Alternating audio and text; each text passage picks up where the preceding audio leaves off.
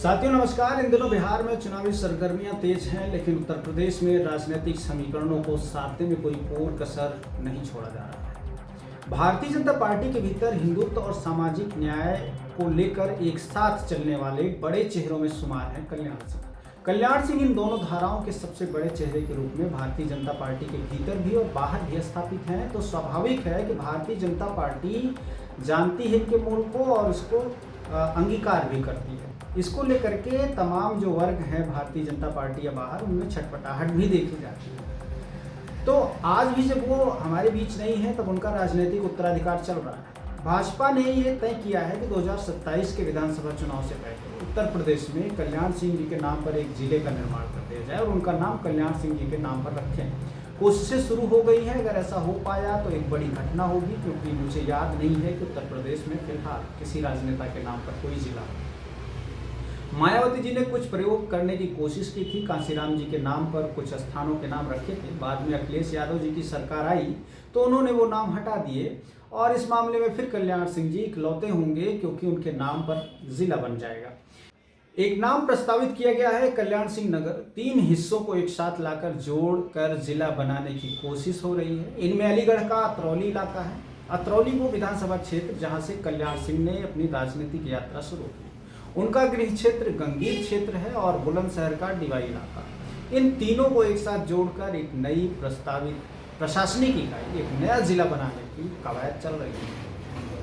काफी समय पहले कल्याण सिंह जी के बेटे राजवीर सिंह, जो सांसद भी रहे एटा से, उन्होंने एक चिट्ठी लिखी थी उत्तर प्रदेश सरकार को और कहा था कि बाबूजी के नाम पर एक जिला होना चाहिए। लेकिन चिट्ठियां तो चिट्ठियां हैं साहब।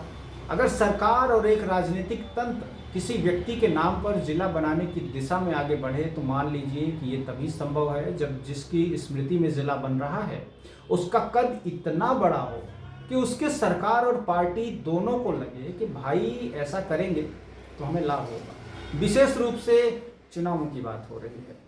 तो इन तमाम चीज़ों को लेकर के भाजपा ने जो कवायद शुरू की है उससे साफ तौर पर जाहिर है कि अब राजनीतिक लाभ लेने के लिए एक नया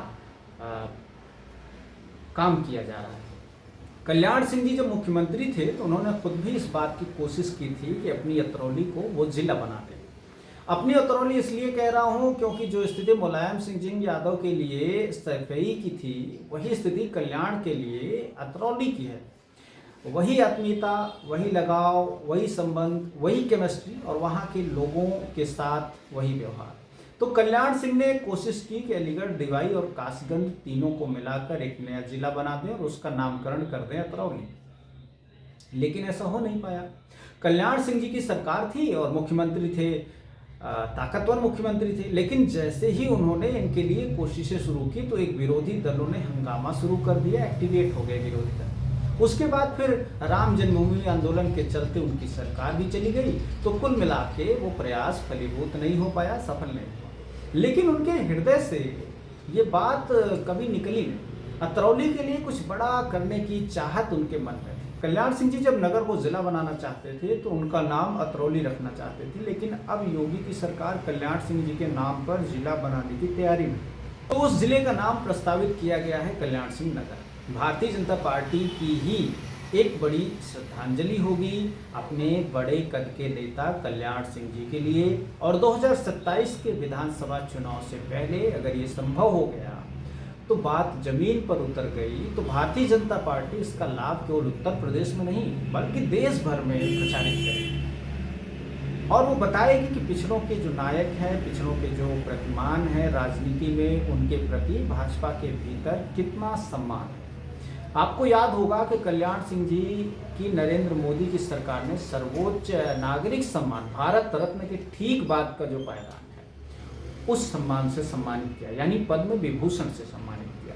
कल्याण सिंह जी के नाम पर उत्तर प्रदेश में कई संस्थान, अस्पताल ये सब रखे गए, लेकिन जिले का होना और बड़ी बात हो जा रही है। ऐसा माना जा रहा है ये संभव हुआ तो भाजपा के लिए एक बड़ा राजनीतिक लाभ माना